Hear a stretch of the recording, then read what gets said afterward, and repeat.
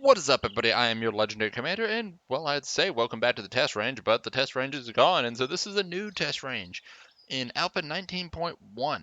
And what we're looking at today is all the 7.62 caliber weapons. We're going to start off with just the basic rifles, and we'll cover some of the other stuff as we go along. So during this examination, I have to add a caveat, and that is that no rifle in this game is ever a carbon copy of another. If you manage to get two that are, that's really special because basically in 7 Days to Die, every weapon is somewhat bit random. You technically can find a level 5 rifle that is better than a level 6, or a level 3 rifle that can beat a level 5 in firepower, but meanwhile the clip size in the level 5 might be larger, or all around the level 3 might be better than the level 5. It's actually possible to have that. With all that said, I tried to spawn a bunch of level 1s just to make sure that the baseline was as close to as minimizing randomness as possible, and I figured level 1s are probably the closest to the least random. So the first weapon we're going to start off with is the AK, and you can see relatively it sticks around 38 and 39 points of damage. Clip size around 30 to 32 is probably about average for these guys. Effective range and durability and rounds per minute, all these things can change a little, but for the most part they stay close together. Now we swap over to the assault rifle, and you can see that, well, 41, 43, it's about the same. It does seem to have a little higher damage, but not by much. You can also see that the clip size is about the same at 32 to 31 generally. However, rounds per minute does seem to favor the tactical assault rifle, but not necessarily, as it could just be a high number on the range. However, on the flip side, it does seem the AK seems to hold a little more durability, as, well, both of them seem to sit on higher numbers while the assault rifle sits on lower numbers. Relatively, the two weapons are fairly similar and almost interchangeable.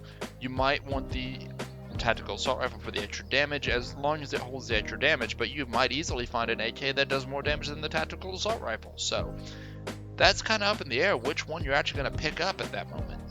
I personally lean towards the durability and also the other factor. Tactical assault rifle fires in that 3-shot burst or single shot. It does not go full auto. Meanwhile, the AK can go full auto in a hurry if needed, or to continue to fire a single shot as the other. And while I try precision as much as I can, I do have a preference for full auto over a 3-shot burst. Now the final bit, when it comes to control of the two weapons, it does seem they relatively feel about the same. However, the tactical assault rifle may be slightly less bouncy. So there's no clear winner between the two assault rifles, but there is a little more of a clear winner when it comes to assault rifles versus an M60. The M60 does bounce around a little more, but overall its statistics are higher. It's a completely different breed of weapon, and it also hits harder, as well as has a larger drum. It's definitely not for precision, it's for putting bullets down range as fast as possible. However, despite all that, it can still be fairly accurate.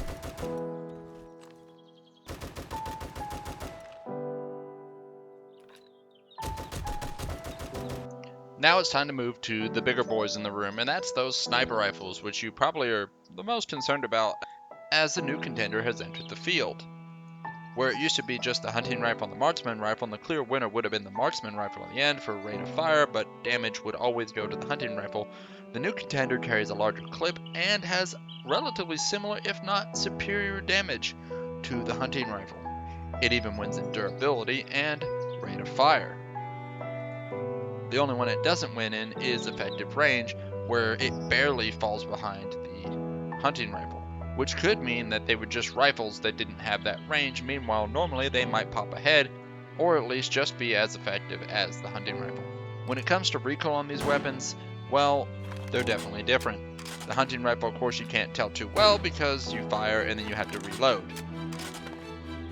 The marksman rifle is a little more stable.